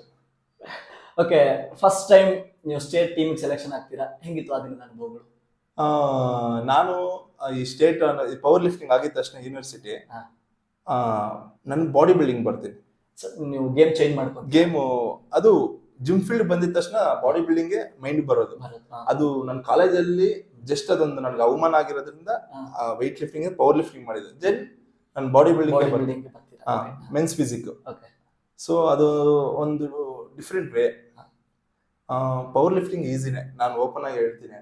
ಪವರ್ ಲಿಫ್ಟಿಂಗ್ ತುಂಬಾ ಈಸಿಯಾಗಿ ಒಂದು ಸ್ಪೋರ್ಟ್ಸ್ ಗೇಮ್ ಅಂತ ಹೇಳ್ಬೋದು. It's dangerous game also. ಅಷ್ಟೇ ಎಷ್ಟು ಈಸಿನೋ ಅಷ್ಟೇ ಡೇಂಜರಸ್. ಬಟ್ ಬಾಡಿ ಬಿಲ್ಡಿಂಗ್ ಅದ ಹಂಗಲ್ಲ. ಕನ್ಸಿಸ್ಟೆನ್ಸಿ, ಪೇಷನ್ಸ್, ನಿನ್ನ ಪೇಷನ್ಸ್ ನ ಚೆಕ್ ಮಾಡುತ್ತೆ ಬಾಡಿ ಬಿಲ್ಡಿಂಗ್. ಅದರಾದಂತ ಡಯಟ್ 1 ವರ್ಷ 2 ವರ್ಷ ಅನ್ನ ತಿಂದಿದ್ದಿಲ್ಲ ಅವಾಗ ನಾನು ಫಸ್ಟ್ ಕಾಂಪಿಟೇಷನ್ ಅಲ್ಲಿ. 2-3 ಕಾಂಪಿಟೇಷನ್ ಅಲ್ಲಿ less carbs, high protein, less fats, ಇದರಂತ ಪ್ರತಿನಿತ್ಯ ಪ್ರಾಕ್ಟೀಸ್, ಬೆಳಗ್ಗೆ ಸಾಯಂಕಾಲ ಆ ತರ ನಂದು ಬಾಡಿ ಬಿಲ್ಡಿಂಗ್. ಮತ್ತೆ ಅಲ್ಲಿಂದ ಬಾಡಿ ಬಿಲ್ಡಿಂಗ್ ಶುರು ಮಾಡ್ಕೊಂಡ್ರಿ. ಬಾಡಿ ಬಿಲ್ಡಿಂಗ್ ಅಲ್ಲಿ ನಾನು ಕಾಂಪಿಟೇಷನ್ ಮಾಡುವಾಗ ನನಗೆ ತುಂಬಾ ಸಫರ್ ಆಗಿದ್ದೀನಿ. ನಾನು ಫಸ್ಟ್ ಕಾಂಪಿಟೇಷನ್ ಮಾಡ್ಬೇಕಂದ್ರೂ ಆರ್ಥಿಕ ಪರಿಸ್ಥಿತಿ ಏನಂದ್ರೆ ನಾನು ಗೋಲ್ಡ್ ಚೈನ್ ಇಟ್ಬಿಟ್ಟು, ಮನೇಲಿರೋ ಗೋಲ್ಡ್ ಚೈನ್ ಇಟ್ಬಿಟ್ಟು ಫಸ್ಟ್ ಕಾಂಪಿಟೇಷನ್ ಮಾಡಿರೋದು ನಾನು. ಅವತ್ತು ಗೋಲ್ಡ್ ಚೈನ್ ಅನ್ನ ಇಟ್ಬಿಟ್ಟು ಕಾಂಪಿಟೇಷನ್ ಮಾಡಿದವರು ಇವತ್ತು ಗೋಲ್ಡ್ಸ್ ಜಿಮ್ ಅಲ್ಲಿ ಪರ್ಸನಲ್ ಟ್ರೈನರ್. ಇಲ್ಲ, ಗೋಲ್ಡ್ ಜಿಮ್ ಅಲ್ಲಿ ಕೆಲಸ ಏನು ಮಾಡ್ತಾ ಇಲ್ಲ. ಜಸ್ಟ್ ನಾನು ಬಂದು ಇಲ್ಲ ಪ್ರಾಕ್ಟೀಸ್ ಮುಗಿಸ್ಕೊಂಡು ನಾನು ಔಟ್ ಸೈಡ್ ಫ್ರೀಲಾನ್ಸಿಂಗ್ ಮಾಡ್ತೀನಿ. ಪರ್ಸನಲ್ ಟ್ರೈನರ್ ಔಟ್ ಸೈಡ್ ಮಾಡ್ತೀನಿ. Apartment. Anyhow you are the part of Gold's Gym. Part of member. ನಾನು ಕೇಳ್ಪಟ್ಟೆ ಬಾಡಿ ಬಿಲ್ಡಿಂಗ್ ಅಂದ್ರೆ ಸ್ಟಿರಾಯ್ಡ್ಸ್ ಯೂಸ್ ಮಾಡ್ತಾರೆ, ಇಂಜೆಕ್ಷನ್ಸ್ ಯೂಸ್ ಮಾಡ್ತಾರೆ. ಎಷ್ಟೋ ಜನರಿಗೆ what is the difference between creatine and protein ಗೊತ್ತಿಲ್ಲ. ಹೌದು. ಕ್ರಿಯೇಟಿನ್ ಅಂದ್ರೆ ಏನು, ಪ್ರೋಟೀನ್ ಅಂದ್ರೆ ಏನು? ಬಿಕಾಸ್ ನಮ್ಮ ಚಾನೆಲ್ ನ ತುಂಬಾ ಯಂಗ್ಸ್ಟರ್ಸ್ ಗಳು ನೋಡೋದ್ರಿಂದ ನಮ್ಗೆ ನೀವು ಅದನ್ನ ಡಿಫರೆನ್ಸ್ ಹೇಳಿದ್ರೆ they can understand what is creatine and what is protein. So ಇದು ತುಂಬಾ ಎಷ್ಟೋ ಜನ ಬೇಸಿಕ್ ಅವ್ರಿಗೆ ಇದೊಂದು ತುಂಬಾ ದೊಡ್ಡ ಕ್ವಶನ್ ಆಗ್ಬಿಟ್ಟಿದೆ. ಯಾರು ಏನ್ ಹೇಳಿದ್ರು ನಂಬೋದು ಈ ವಿಷಯದಲ್ಲಿ. ಸೊ ಪ್ರೋಟೀನ್ ಅನ್ನೋದು ಏನಂದ್ರೆ, ಸ್ಟೆರಾಯ್ಡ್ಸ್ಗೂ ಪ್ರೋಟೀನ್ ಏನು ತುಂಬಾ ವ್ಯತ್ಯಾಸ, ಎರಡು ಒಂದೇ ಅಲ್ಲ, ಅದಕ್ಕಾದಂತ ಡಿಫ್ರೆಂಟ್ ಇದೆ. ಈ ಪ್ರೋಟೀನ್ ಅನ್ನೋದು ನಾವು ಏನು ಹಾಲಲ್ಲಿ ತಯಾರು ಮಾಡ್ತೀವೋ, ಹಾಲಲ್ಲಿ ತಯಾರು ಮಾಡುವಂತದ್ದೇ ಪ್ರೋಟೀನ್. ಮಿಲ್ಕ್ದು ಪ್ರಾಡಕ್ಟ್ ಬೇಸ್ ಪ್ರೋಟೀನ್ಸ್. ಸ್ಟೆರಾಯ್ಡ್ಸ್ ಅನ್ನೋದು ಇದು ಮನುಷ್ಯ ಕೊಡೋದಲ್ಲ, ಈ ಹಸುಗಳಿಗೆ ಅದಂತ ಇದು ಜೀವಿಗಳಿಗೆ ಕೊಡೋದಂಥದ್ದು. ಸೊ ಅದನ್ನು ಮನುಷ್ಯರು ಯೂಸ್ ಮಾಡ್ಕೊಂಡು ಅದು ಕೆಟ್ಟ ದಾರಿ ಹಿಡಿತಾ ಇದ್ದಾರೆ. ಸೊ ನಾನೇನ್ ಹೇಳೋದಂದ್ರೆ, ನಾನು ಇವತ್ತವರೆಗೂ ಏನ್ ಕಾಂಪಿಟೇಷನ್ ಮಾಡಿದೀನಿ, ಬಾಡಿ ಬಿಲ್ಡಿಂಗು ಮಾಡಿದೀನಿ, ಮೆನ್ಸ್ ಫಿಸಿಕ್ ಮಾಡಿದೀನಿ, ಪವರ್ ಲಿಫ್ಟಿಂಗ್ ಮಾಡಿದೀನಿ, ಕ್ಲಾಸಿಕ್ ಫಿಸಿಕ್ ಮಾಡಿದೀನಿ. ನಾನು ಯಾವುದೇ ತರ ಸ್ಟೆರಾಯ್ಡ್ಸ್ ಆಗ್ಲಿ ಏನು ಯೂಸ್ ಮಾಡಿಲ್ಲ. ಯಾಕಂದ್ರೆ ಸ್ಟೆರಾಯ್ಡ್ಸ್ ತುಂಬಾ ಡೇಂಜರಸ್. ಅದು ಗೊತ್ತಾಗಲ್ಲ. ಯಾಕಂದ್ರೆ ನಾವು ಸ್ಟೆರಾಯ್ಡ್ಸ್ ತಗೊಂಡಿದ್ರೆ ನಮ್ ಫ್ಯಾಮಿಲಿಗೂ ಹೇಳ್ಕೊಳಕ್ಕಾಗಲ್ಲ ಸೈಡ್ ಎಫೆಕ್ಟ್ಸ್. ಫ್ರೆಂಡ್ ಜೊತೆಲಿರೋ ನೀನೇ ಆಗ್ಲಿ, ನನ್ನ ಫ್ರೆಂಡ್ ಆದ್ರೂ ಹೇಳಕ್ಕಾಗಲ್ಲ. ಸೊ ಅಷ್ಟು ಡೇಂಜರಸ್ ಅದು ಸ್ಟೆರಾಯ್ಡ್ಸ್. ಸೊ ನಾನೇನ್ ಹೇಳೋದಂದ್ರೆ, ಸ್ಟೆರಾಯ್ಡ್ಸ್ ಇದು ಒಂಥರ ಇವಾಗ ಬಿಗಿನಿಂಗ್ ಡೇಸ್ ಅಲ್ಲಿ ಚೆನ್ನಾಗೇ ಇರುತ್ತೆ ಅದು. ಸೊ ಹೋಗ್ತಾ ನಿನ್ ಬಾಡಿನೇ ತಿಂದ್ಬಿಟ್ಟಿರುತ್ತೆ, ಹಾಳು ಮಾಡ್ಬಿಟ್ಟಿರುತ್ತೆ. ಸ್ಟೆರಾಯ್ಡ್ಸ್ ಅನ್ನೋದು ಒಂಥರ ಗೆದ್ಲು ಹುಳ ಅಂತ ಹೇಳ್ತಾರೆ. ಗೆದ್ಲು ಹುಳ. ಅದು ಬೀಳೋವರೆಗೂ ಚೆನ್ನಾಗೇ ಇರ್ತೀವಿ, ಗೆದ್ಲು ಹುಳ ಬಿದ್ಮೇಲೆ ಮನುಷ್ಯನ ತಿಂದ್ಬಿಡುತ್ತೆ. ಸೊ ಆತರ. ಕ್ರಿಯೇಟಿನ್ ಅಂದ್ರೆ ಏನು? ಈ ಕ್ರಿಯೇಟಿನ್ ಅನ್ನೋದು ಇದೇನ್ ನಾಟ್ ಎ ಡ್ರಗ್ಸ್ ಅಲ್ಲ, ಸ್ಟೆರಾಯ್ಡ್ಸ್ ಅಲ್ಲ, ಏನು ಅಲ್ಲ. ಕೆಲವರು ಅನ್ಕೊಂತಾರೆ ಡ್ರಗ್ಸ್ ಅಂತ. ಸೊ ಇದೇನಲ್ಲ. ಪ್ರೋಟೀನ್, ಈ ಕ್ರಿಯೇಟಿನ್ ಅನ್ನೋದು ಏನಂದ್ರೆ, ಇವಾಗ ಕೆಲವರು ಸಣ್ಣ ಇರ್ತಾರೆ, ಬೇಸಿಕಲಿ ಸಣ್ಣ ಇರ್ತಾರೆ, ಕೆಲವರು ಮೀಡಿಯಂ ಇರ್ತಾರೆ. ಸೊ ಗೈನಿಂಗ್ ಮಾಡೋದಕ್ಕೋಸ್ಕರ ಅದೊಂದು ಸಪ್ಲಿಮೆಂಟ್ಸ್ ಅಷ್ಟೇ, ನಾಟ್ ಎ ನೆಸೆಸರಿ. ಕಂಪಲ್ಸರಿ ತಗೊಬೇಕಂತ ಯಾರಿಗೂ ಏನು ಇಲ್ಲ. ಅದು ಯಾರಿಗೂ ಬೇಕು ಒಬ್ಬರ ಹತ್ರ ಕೋಚ್ ಹತ್ರ ಕೇಳಿ ವಿಚಾರಿಸಿ ನಿಮ್ಗೆ ಬೇಕಾದ ಎಷ್ಟು ದಿನ ಯೂಸ್ ಮಾಡ್ಬೇಕು, ಇಷ್ಟು ದಿನ ಅಂತ ಕೇಳಿ ತಗೊಂಬಂತದ್ದು. ಅದು ಒಳ್ಳೆ ಪ್ರಾಡಕ್ಟ್, ಯೂಸ್ ಮಾಡಬಹುದು. ಕಂಟಿನ್ಯೂ ಮಾಡಂಗಿಲ್ಲ, ಒಂದು 3-6 ಮಂತ್ ಅಷ್ಟೇ ಯೂಸ್ ಮಾಡಬಹುದು. Protein okay, multivitamin, fish oil, ಈ ತರ ಎಲ್ಲ ಯೂಸ್ ಮಾಡಬಹುದು. ಓಕೆ, ನಾನು ಇವರ ಇನ್ಸ್ಟಾಗ್ರಾಮ್ ಬಯೋ ಅಲ್ಲಿ ಒಂದು ಲೈನ್ ನೋಡಿದೆ ಸ್ನೇಹಿತರೆ, ನನ್ಗೆ ತುಂಬಾ ಖುಷಿ ಆಯ್ತು. Say no to drugs. ಹೌದು, ಇದ್ರ ಬಗ್ಗೆ ಏನ್ ಹೇಳ್ತೀರಾ? ಸೊ ನಾನ್ ಯಾಕಂದ್ರೆ ಇದನ್ನ ಈ ವೇನ ಯಾಕೆ ತಗೊಂಡೆ ಅಂದ್ರೆ, ಈ ನ್ಯಾಚುರಲ್ ವೇ ಅನ್ನೋದು ನಾನು ಅವಾಗೆ ಹೇಳ್ದೆ. ನಾನು ಇಲ್ಲಿವರೆಗೂ ಏನ್ ಕಲ್ತಿದ್ರೆ ಸಿದ್ಧಗಂಗಾ ಮಠ ಅಂತ. ಸೊ ನಮ್ಗೆ ಸಿದ್ಧಗಂಗಾ ಮಠ ಹೇಳ್ಕೊಟ್ಟಿದೆ ಕೆಟ್ಟದ್ದು ಯಾವುದು, ಒಳ್ಳೇದು ಯಾವುದು ಅಂತ. ಸೊ ಗೊತ್ತಿರೋದ್ರಿಂದ ಇವತ್ತು ನಾನು ಸ್ಟೆರಾಯ್ಡ್ಸ್ ತಗೊಂಡಿರ್ಬೋದು, ಬಟ್ ನನ್ನ ಮೇಲಕ್ಕೆ ಸಮಾಜದಲ್ಲಿ ಯಾರ ಕೇಳಿದಾಗ ಇಲ್ಲ ಅಂತ ಹೇಳ್ಬೋದು. ಬಟ್ ಮನ್ಸಿಗೆ ಗೊತ್ತಿರುತ್ತಲ್ಲ ನಾನು ತಗೊಂಡಿದ್ದೀನ ಇಲ್ಲ. ಯಾರಿಗಾರ ಮೋಸ ಮಾಡಿದ್ರೆ ನಾವು ದೊಡ್ಡವ್ರು ಆಗ್ಬೋದು, ನಾವು ಮೋಸ ಮಾಡಿದ್ರೆ ದೊಡ್ಡವ್ರು ಆಗ್ತೀವ? ಆಗಕ್ಕಾಗೇ ಇಲ್ಲ. ಸೊ ಕೆಟ್ಟದ್ದನ್ನ ನಮ್ಗೆ ಮಠದಲ್ಲಿ ಹೇಳ್ಕೊಟ್ಟಿಲ್ಲ, ನಮ್ಮ ಗುರುಗಳಾಗ್ಲಿ ಯಾರು ಹೇಳ್ಕೊಟ್ಟಿಲ್ಲ. ಸೊ ಒಳ್ಳೇದನ್ನೇ. ಸೊ ನ್ಯಾಚುರಲ್ ಇವತ್ತು ನಾನು ಕಾಂಪಿಟೇಷನ್ ಗೆದ್ದು ನಾನು ಮಠಕ್ಕೆ ಫಸ್ಟ್ ಟೈಮ್ ನಾನು ಗೆದ್ಬಿಟ್ಟು ಹೋದಾಗ ಶಿವಕುಮಾರ್ ಸ್ವಾಮೀಜಿ ಇದ್ರು. ಇನ್ನು ನಾನು ಫಸ್ಟ್ ಬಾಡಿ ಬಿಲ್ಡಿಂಗ್ ಕಾಂಪಿಟೇಷನ್ ಗೆದ್ಬಿಟ್ಟು ಮಠಕ್ಕೆ ಹೋದಾಗ ಶಿವಕುಮಾರ್ ಸ್ವಾಮೀಜಿ ಇದ್ರು. ಅಲ್ಲಿ ಹೋಗ್ಬಿಟ್ಟು ಅವರು ಸನ್ಮಾನ ಮಾಡಿ ಆಶೀರ್ವಾದ ಮಾಡಿದ್ರು. ಸೊ ಇವತ್ತು ಅದೇ ಆಶೀರ್ವಾದ ಅನ್ಸುತ್ತೆ ಇಲ್ಲಿವರೆಗೂ ತಂದಿದ್ದು. ಅಲ್ಲಿ ನನ್ನ ಗುರುಗಳು ಕೇಳ್ತಾರೆ, ಈ ಬಾಡಿ ಬಿಲ್ಡಿಂಗ್ ಅಂದ್ರೆ ಸ್ಟೆರಾಯ್ಡ್ಸ್ ಎಲ್ಲ ತಗೊಂತಾರಲ್ವಾ, ನೀನು ತಗೊಂಡಿದ್ಯಾ ಅಂತ. ಇಂಜೆಕ್ಷನ್ ಸ್ಟೆರಾಯ್ಡ್ಸ್ ಯೂಸ್ ಮಾಡಲ್ಲ ಸ್ನೇಹಿತರೆ, ಇಂಜೆಕ್ಷನ್ ಅದೇನೋ ಇಂಜೆಕ್ಷನ್ ತಗೊಂತಾರಲ್ವಾ, ನೀನು ತಗೊಂತೀಯಾ ಅಂತ ಕೇಳ್ತಾರೆ. ಸೊ ಆ ಕ್ವಶನ್ ಅವತ್ತು ನನ್ನ ಗುರುಗಳಾಗಿದ್ದಕ್ಕೆ ಡೈರೆಕ್ಟ್ ಆಗಿ ಕೇಳಿದ್ರು. ಸಮಾಜದಲ್ಲಿ ಎಲ್ಲ ಕೇಳಲ್ಲ, ಹಿಂದೆ ಮಾತಾಡ್ತಾರೆ. ಸೊ ಆ ಕ್ವಶನ್ ಯಾವತ್ತು ನನ್ಗಾಗ್ಲಿ ನಮ್ಮ ಫ್ಯಾಮಿಲಿಗೆ ಆದ್ರೆ ಬರಬಾರ್ದು ಅಂದ್ಬಿಟ್ಟು ಅದು ಬೇಡ, ಅದು ಸೈಡ್ಗೆ ಇಟ್ಬಿಟ್ಟು ನ್ಯಾಚುರಲಿ ಎಷ್ಟಾದ್ರೆ ಅಷ್ಟು ಎಷ್ಟು ನಾವು ಪಾಸಿಬಲ್ ಅಷ್ಟು ಕಷ್ಟ ಬಿಟ್ಟು ಖಂಡಿತ ಪಾಸಿಬಲ್.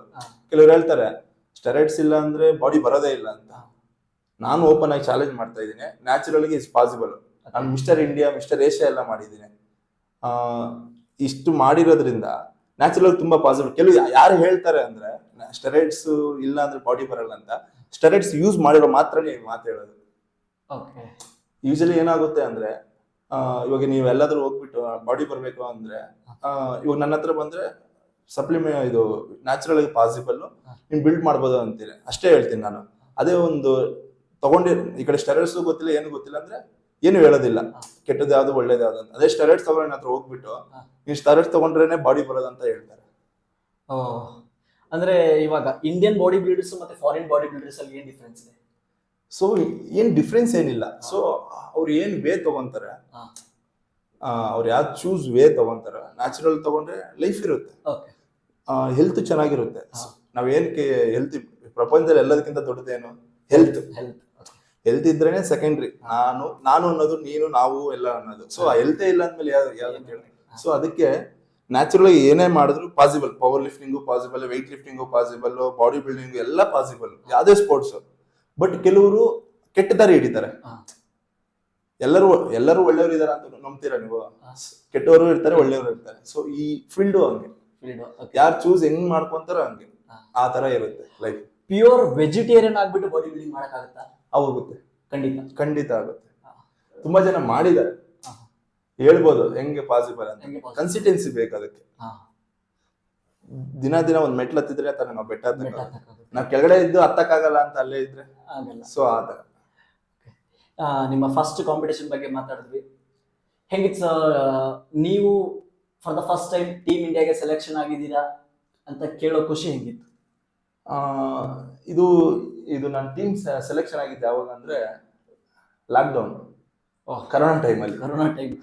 ಸೊ ಅದು ಯಾವ ತರ ಇತ್ತಂದ್ರೆ ಸೆಲೆಕ್ಷನ್ ಅನ್ನೋ ಹ್ಯಾಪಿನೆಸ್ಗಿಂತ ಪ್ಯಾಂಡಮಿಕ್ ಭಯ, ಹೋಗ್ತೀವೋ ಇಲ್ಲೋ. ಫಾರಿನ್ಗೆ ಅವಾಗೆಲ್ಲ ತುಂಬಾ ರೂಲ್ಸ್ ಅಂಡ್ ರೆಗ್ಯುಲೇಷನ್ ಇತ್ತು. ನಾವೊಂದು ಕಂಟ್ರಿಗೆ ಹೋಗ್ಬೇಕಂದ್ರೆ ವೀಸಾ ಕೊಡೋದು ತುಂಬಾ ಕಷ್ಟ ಇತ್ತು ಅವಾಗ.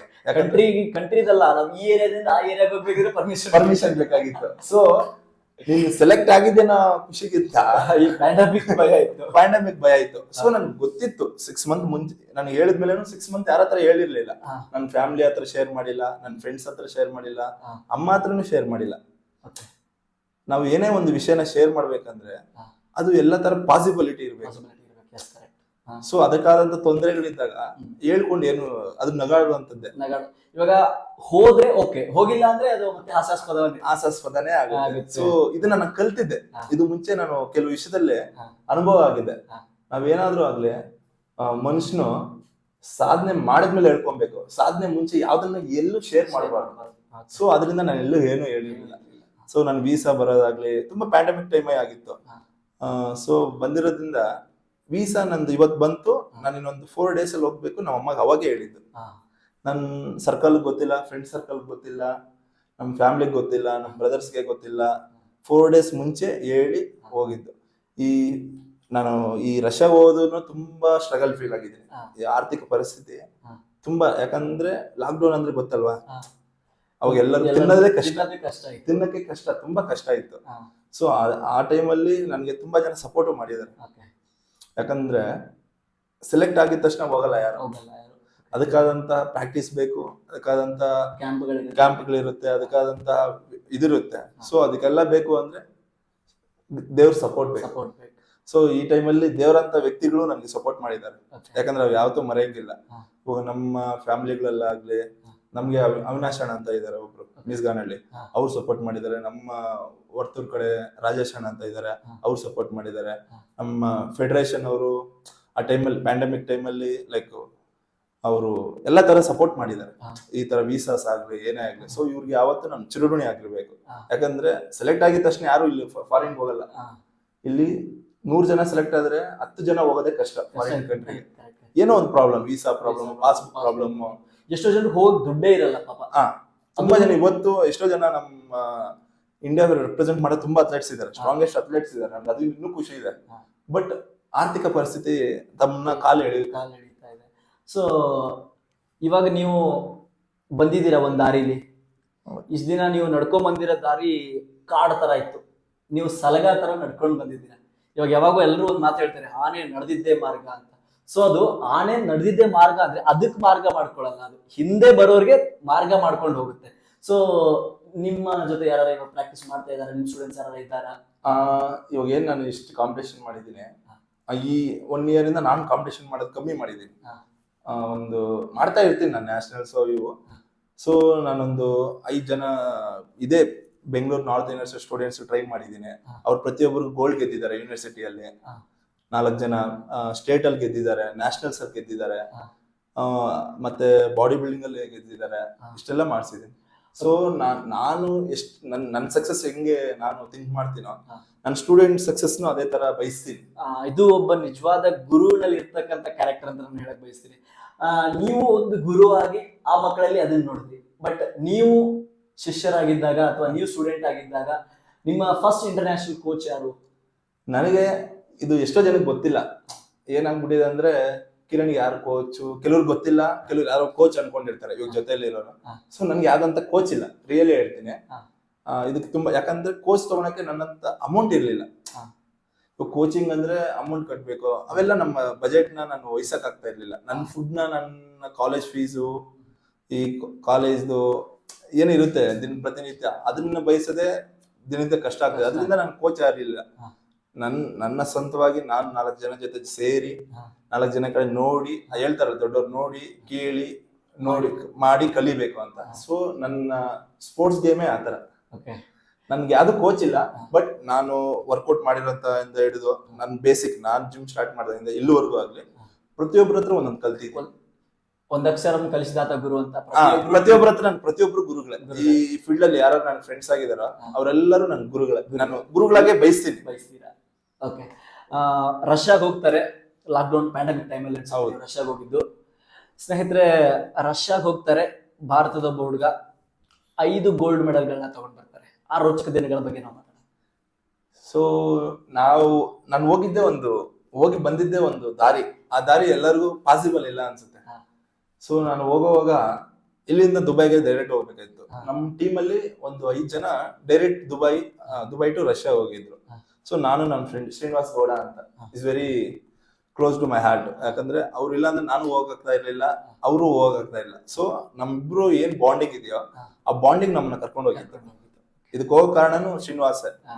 ಸೊ ನಾನು ಏನು ಈ ರಷ್ಯಾ ಅನ್ನೋದು ಇದೆಯಾ ಅದನ್ನ ಮೈಂಡ್ ತಂದಿದ್ದೆ ಶ್ರೀನಿವಾಸ್ ಗೌಡ.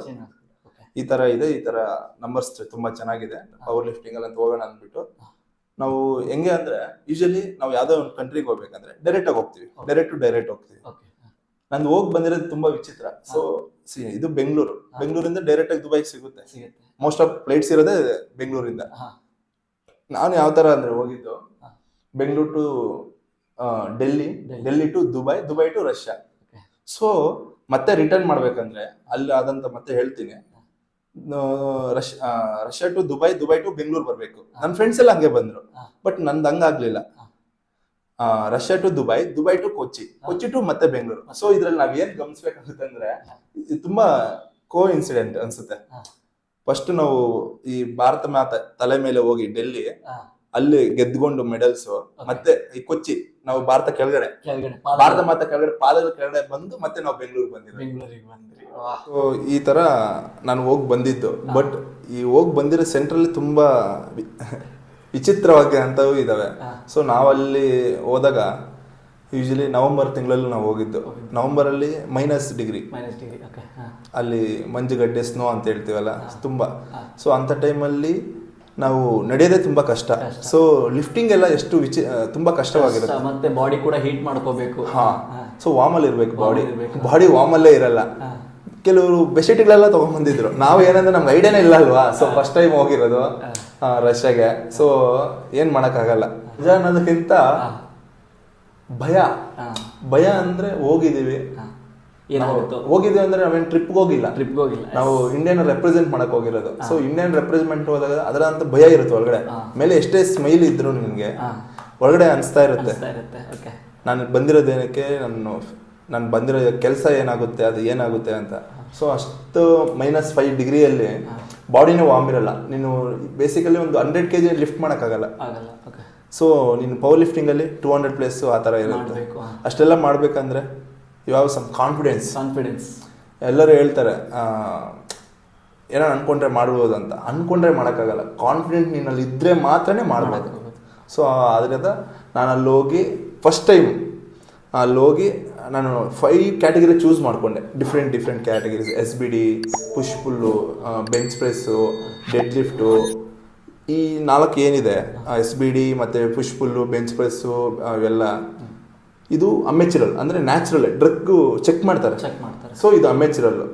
ಸೊ ಎಲ್ಲರೂ ಏನು ಅನ್ಕೊಂತಾರೆ, ನ್ಯಾಚುರಲ್ ಈಸಿಯಾಗಿ ಗೆದ್ಬಿಡ್ಬೋದು ನೀನಿರೋ ಇದಕ್ಕೆ ಅಂತ ಹೇಳ್ತಾರೆ. ಸೊ ಈ 4 ಸೆಲೆಕ್ಟ್ ಮಾಡಿದ್ಮೇಲೆ ನಾನು ಸ್ಟೆರಾಯ್ಡ್ಸ್ ತೊಗೊಂಡಿರ್ತಾರೆ ನೋಡು, ಅವ್ರ ಜೊತೆನೂ ಕಾಂಪಿಟೇಷನ್ ಮಾಡ್ತೀನಿ. ಯಾಕಂದರೆ ಅದರಲ್ಲೂ ನಾನು ತೋರಿಸ್ಬೋದು ಅಂತ ಅದರಲ್ಲೂ ನಾನು ಕಾಂಪೀಟ್ ಮಾಡಿ 3 days ನಡೀತಾ. 3 daysಲ್ಲಿ first day 2 gold, second day 2 gold, 3ನೇ ದಿನ 1 ಗೋಲ್ಡ್, 5 ಗೋಲ್ಡ್ಸ್ ಗೆದ್ಕೊಂಡು ನಾನು ಫಸ್ಟ್ ಟೈಮ್ 5 ಮೆಡಲ್ ಗೆದ್ದೆ ಅನ್ನೋದಕ್ಕಿಂತ ಹ್ಯಾಪಿನೆಸ್ಗಿಂತ ಸೊ ಇಂಡಿಯನ್ ಫ್ಲಾಗ್ನ ನಾನು ಹೋಲ್ಡ್ ಮಾಡ್ತೀನಿ ನೋಡಿ.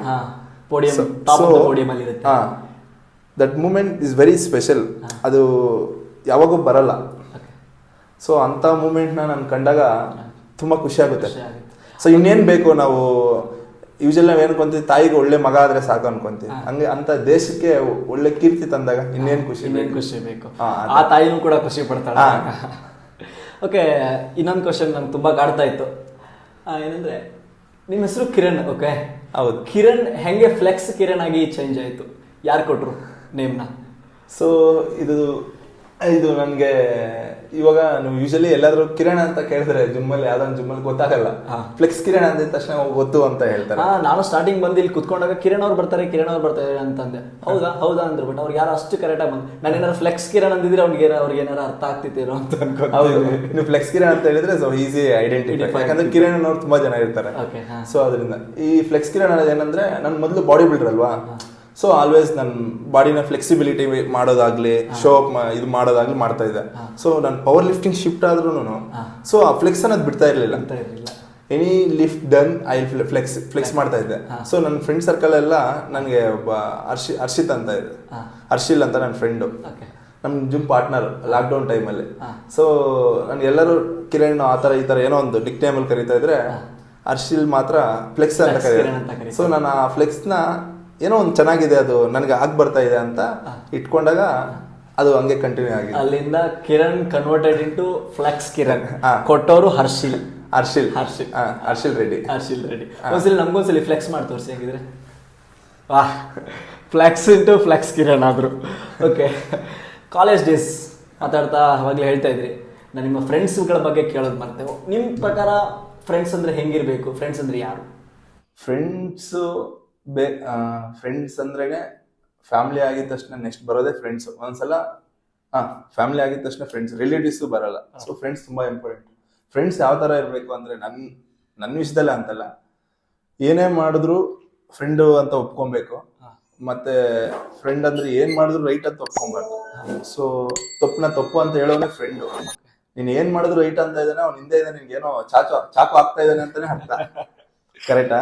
ಸೊ ನೀನ್ ಮಾಡ್ತಾ ಇರೋದ್ನ ನಿನ್ಗೆ ಹೇಳ್ಬೇಕು. ನೀನ್ ಸರಿ ತಪ್ಪು ಅಂತ ಹೇಳೋನೆ ಫ್ರೆಂಡು. ನೀನ್ ಏನ್ ಮಾಡಿದ್ರು ರೈಟು, ನೀನ್ ಹೆಂಗ್ ಹೇಳಿದ್ರು ಹಂಗ ತಪ್ಪು ಅಂದ್ರೆ ನೀನ್ ತಪ್ಪು ಹಿಡಿತಾ ಇದೆಯಾ, ಅವನು ತಪ್ಪು ದಾರಿ ಹಿಡಿತಾ ಇದ್ದಾನೆ. ಅದೇ ಫ್ರೆಂಡ್ ಸರ್ಕಲ್. ಸೊ ಫ್ರೆಂಡ್ಸ್ ನ ಉಳಿಸ್ಕೊಳೋದು ತುಂಬಾ ಇಂಪಾರ್ಟೆಂಟ್. ಫ್ರೆಂಡ್ ಯಾವತ್ತಿಗೂ ಫ್ರೆಂಡೇ, ಬಟ್ ಸೆಂಟ್ರಲ್ಲಿ ಬರ್ತವೆ, ಮಾತು ಹೋಗ್ತವೆ. ಅದರಲ್ಲೂ ಫ್ರೆಂಡ್ಶಿಪ್ ಅಲ್ಲಿ ಏನಂದ್ರೆ ಹಣ ಕೊಟ್ಟು ತಗೊಂಬಾರ್ದು. ಫ್ರೆಂಡ್ಶಿಪ್ ಇದೊಂದು ತುಂಬಾ ಇಂಪಾರ್ಟೆಂಟ್. ಯಾಕಂದ್ರೆ ಹಣ ಕೊಟ್ಟಾಗೆ ಫ್ರೆಂಡ್ಸ್ಗೆ ಜಗಳ ಬರೋದು. ಸೊ ಇದು ಬಿಟ್ಟು ಏನ್ ಮಾಡಿದ್ರು ಎಕ್ಸಾಂಪಲ್ ತಿನ್ನಿ, ಓಡಾಡಿ, ಟ್ರಿಪ್ ಹೋಗಿ ಎಲ್ಲ ಮಾಡಿ, ಬಟ್ ಹಣ ಕೊಟ್ಟು ತಗೊಳೋದ್ ಮಾತ್ರ ನಿಲ್ಸಿ. ಫ್ರೆಂಡ್ಸ್ ಟ್ರಿಪ್ ಅಲ್ಲಿ ಅದೊಂದು ನಿಲ್ಸಿದ್ರೆ ಫ್ರೆಂಡ್ಶಿಪ್ ಉಳಿಯುತ್ತೆ. ಓಕೆ ಅಣ್ಣ, ಇನ್ನೇನು ಎಪಿಸೋಡ್ನ ಕೊನೆಗೆ ಬಂದಿದ್ದೀವಿ. ತುಂಬಾ ಕೊನೆಗೆ ಮಾತಾಡಿದ್ವಿ. ಇಷ್ಟೊತ್ತಂಕ ನಮ್ಮ ಜೊತೆ ತುಂಬಾ ಚೆನ್ನಾಗಿ ಇಂಟ್ರಾಕ್ಟ್ ಮಾಡಿದ್ವಿ. ಬಟ್ ನಾನು ಲಾಸ್ಟಲ್ಲಿ ಕೇಳಬೇಕು ಅಂತ ಅನ್ಕೊಂಡು ಉಳಿಸ್ಕೊಂಡಿರೋ ಕ್ವಶನ್, ನಿಮ್ಗೆ ಇಷ್ಟೆಲ್ಲ ಮಾಡಕ್ ಇನ್ಸ್ಪಿರೇಷನ್ ಯಾರು ಅಥವಾ ಸಪೋರ್ಟರ್ಸ್ ಯಾರು ನಿಮ್ಗೆ? ಇನ್ಸ್ಪಿರೇಷನ್ ಅನ್ನೋದು ಪ್ರತಿ ಹಂತದಲ್ಲೂ ಬರುತ್ತೆ. ಇವರೇ ಇನ್ಸ್ಪಿರೇಷನ್ ಅಂತ ಹೇಳಕ್ಕಾಗಲ್ಲ. ಇನ್ಸ್ಪಿರೇಷನ್ ತಗೊಳೋದು ಸ್ವಲ್ಪ ದಿನ ಮಾತ್ರ ಇರುತ್ತೆ. ಒಂದು ಹೀರೋ ನೋಡಿ ಕಲಿಯೋದು, ಇಲ್ಲ ಒಂದು ಸ್ಟಾರ್ನ ಏನೇ ಎಲ್ಲ ನೋಡಿ ಸ್ವಲ್ಪ ದಿನ ಮಾತ್ರ. ಸೊ ನೀನು ಪ್ರತಿನಿತ್ಯ ಪ್ರತಿಯೊಬ್ಬರಲ್ಲೂ ಒಂದು ಮೋಟಿವೇಶನ್ ತಗೊಬೋದು. ಸೊ ಇವಾಗ ನೀನು ಸಮಾಜದಲ್ಲಿ ಏನು ಇವಾಗ ಪ್ರತಿಯೊಬ್ಬರು ನೋಡ್ತಾ ಇರ್ತೀವಿ, ಒಬ್ಬನ ಕೈ ಇರಲ್ಲ ಆದ್ರೂ ಕೆಲ್ಸಕ್ಕೆ ಹೋಗ್ತಾನೆ, ಕಾಲಿರಲ್ಲ ಜೊಮಾಟೊ ಮಾಡ್ತಾನೆ. ಸೊ ಪ್ರತಿಯೊಬ್ಬ ವಿಷಯದಲ್ಲಿ ಪ್ರತಿಯೊಂದು ಕಲಿಬಹುದು. ಮೋಟಿವೇಶನ್ ಅನ್ನೋದು ಇಂಥವ್ರ ಹತ್ರನೇ ತಗೊಬೇಕಂತ ಏನಿರಲ್ಲ. ಮೋಟಿವೇಶನ್ ಸ್ಪೀಚರ್ಸ್ ಹತ್ರನೇ ತಗೊಬೇಕಂತಲ್ಲ, ನೀನ್ ನೋಡಿ ಕಲಿಯೋದು ತುಂಬಾ ಇದೆ. ಸೊ ಪ್ರತಿ ಹಂತದಲ್ಲೂ ಮೋಟಿವೇಶನ್. ನಮ್ಮ ತಾಯಿನೂ ಮೋಟಿವೇಶನ್, ನಮ್ಮ ಅಣ್ಣನೂ ಮೋಟಿವೇಶನ್, ನನ್ನ ಫ್ರೆಂಡು ಮೋಟಿವೇಶನ್, ನಮ್ಮ ಸುತ್ತಮುತ್ತ ಇರೋ ಜನನೂ ಮೋಟಿವೇಶನ್. ಎಲ್ಲರಿಗೂ ಮೋಟಿವೇಶನ್ ವಿಷಯ ಅಂತ ಬಂದಾಗ ಏನು ಇವರೇ ಅಂತ ಕಂಪಲ್ಸರಿ ಇರಲ್ಲ. ಇವತ್ತು ನಿನ್ನಲ್ಲೇ ಕಲಿಯೋದು ನಾನು ತುಂಬಾ ಇರುತ್ತೆ ಮೋಟಿವೇಶನ್ ಆಗಿ. ಸೊ ಅದನ್ನೇ ಮೋಟಿವೇಶನ್, ಡಿಸಿಪ್ಲಿನ್ ತಗೊಂಡು ಹೋಗೋದು. ಕೊನೆಯದಾಗಿ ಎಷ್ಟೇ ಸಾಧನೆ ಮಾಡಿದ್ರು ಏನೇ ಮಾಡಿದ್ರು ಹೇಟರ್ಸ್ ನಾವು ಯಾರೇ ಇದ್ರು ಇದ್ದೇ ಇರ್ತಾರೆ. So what you want to tell to them? ಹೇಟರ್ಸ್ಗೆ ಏನ್ ಹೇಳಕ್ ಇಷ್ಟಪಡ್ತೀರಾ? ಹೇಟರ್ಸ್ಗೆ ನಿಮ್ಮಿಂದಾನೆ ನಾವು. ಸೊ ಹೇಟರ್ಸ್ ಇಲ್ದಿರ ನಾನೇನು ಇಲ್ಲ. ಸೊ ಯಾಕಂದ್ರೆ ಶತ್ರು ಇದ್ರೇನೆ ನಾವು ನಮ್ ಸಕ್ಸಸ್ ನಾವು ಕಾಣಕ್ಕೆ ನಿಜ ಆಗುತ್ತೆ. ಸೊ ಶತ್ರುನ ಯಾವಾಗ ಇಟ್ಕೊಳ್ಳಿ. ಸೊ ಅವನ್ನ ನೀನ್ ಹಾಳು ಮಾಡ್ಬೇಕು ಅನ್ಕೊಂಬೇಡ. ಸೊ ಅವನ್ಗಿಂತ ಚೆನ್ನಾಗಿ ಬದುಕ್ಬೇಕು, ಬಾಳ್ಬೇಕಂತ ಅನ್ಕೊಂತೀವಿ, ಅವಾಗ ನೀನು ಬಾಳಕ್ ಸಾಧ್ಯ. ಶತ್ರುನ ಯಾವಾಗ ನೀನು ಅವನ್ನ ಹೊಡೆಯೋದು ರೀತಿಯಲ್ಲಿ ನೋಡಿದ್ರೆ ನೀನ್ ಯಾವತ್ತೂ ಬೆಳೆಯಕ್ಕಾಗಲ್ಲ. ಅವನ ಮುಂದೆ ಇಟ್ಕೊಂಡು ನೀನ್ ಬೆಳಿಬೇಕು, ಅದೇ ಶತ್ರು. ಸೊ ಶತ್ರುವೇ ಮಿತ್ರ ಅಂತಾರೆ, ಶತ್ರು ಮಿತ್ರ ಅಂತಾರೆ. ಸೊ ಶತ್ರು ತುಂಬಾ ನಾವು ಶತ್ರು ತರ ನೋಡ್ಬಾರ್ದು, ಬಟ್ ಅವ್ನ ಶತ್ರು ಆಗಿರ್ಬೇಕು. ಬಟ್ ನಾವ್ ಅವನ್ನ ಅದರಿಂದ ನಾವು ಮೋಟಿವೇಶನ್ ಇದು ಕಾನ್ಫಿಡೆಂಟ್ ತಗೊಬೇಕು. ಬಿಟ್ರೆ ಅವನ್ನ ಹಾಳು ಮಾಡ್ಬೇಕು, ಅವನ್ ಏನಾದ್ರು ಗುಣಿಗೆ ಹಾಕ್ಬೇಕು ಅನ್ನೋದು ಕಲಿಬಾರ್ದು ಅನ್ನೋದು ನನ್ನ ಒಪಿನಿಯನ್. ಓಕೆ, ಇಷ್ಟು 10th ಹೈಸ್ಕೂಲ್ ಪ್ರೈಮರಿಯಿಂದ ಒಬ್ಬ ಕಬಡ್ಡಿ ಪ್ಲೇಯರ್ ಆಗಿ ನಿಮ್ ಸ್ಪೋರ್ಟ್ಸ್ ಜರ್ನಿನ ಶುರು ಮಾಡ್ತೀರಾ. ಇವತ್ತು ನಮ್ಮ ಟೀಮ್ ಇಂಡಿಯಾ ಪವರ್ ಲಿಫ್ಟಿಂಗ್ ಆಗಿರ್ಬೋದು, ವೇಟ್ ಲಿಫ್ಟಿಂಗ್ ಆಗಿರ್ಬೋದು, ಬೆಂಚ್ ಪ್ರೆಸ್ ಆಗಿರ್ಬೋದು, ಅಥವಾ ಬಾಡಿ ಬಿಲ್ಡಿಂಗ್ ಅಲ್ಲಿ ಆಗಿರ್ಬೋದು, ನಮ್ಮ ದೇಶವನ್ನ ಪ್ರತಿನಿಧಿಸುವಂತಹ ವ್ಯಕ್ತಿ ಆಗಿದ್ದೀರಾ. ಸೊ ಈ ಜರ್ನಿ 0 to ಹೀರೋ ಜರ್ನಿಯಲ್ಲಿ ತುಂಬಾ ಜನಕ್ಕೆ ನೀವು ಥ್ಯಾಂಕ್ಸ್ ಹೇಳ್ಬೇಕು ಅನ್ಸಿದ್ರೆ, ತುಂಬಾ ಜನಕ್ಕೆ ಯಾರು ನೀವು ಸಾರಿ ಕೇಳ್ಬೇಕು ಅನ್ಸಿದ್ರೆ, ಯಾರಿಗೆ ಥ್ಯಾಂಕ್ಸ್ ಹೇಳಕ್ ಇಷ್ಟಪಡ್ತೀರಾ, ಯಾರಿಗೆ ಸಾರಿ ಕೇಳಕ್ ಇಷ್ಟಪಡ್ತೀರಾ? ಆತರ ಏನು ಲೈಕ್ ಇಲ್ಲ.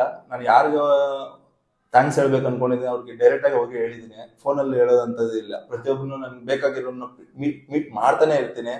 ಯಾಕಂದ್ರೆ ಅವ್ರ ಬಾಂಧವ್ಯ, ಅವ್ರ ಫ್ರೆಂಡ್ಶಿಪ್ ನನ್ಗೆ ಬೇಕು. ಸೊ ಸಾರಿ ಅಂತ ಹೇಳೋರಿಗೆ ನಾನು ಯಾರಿಗೂ ಮೋಸ ಮಾಡಿಲ್ಲ.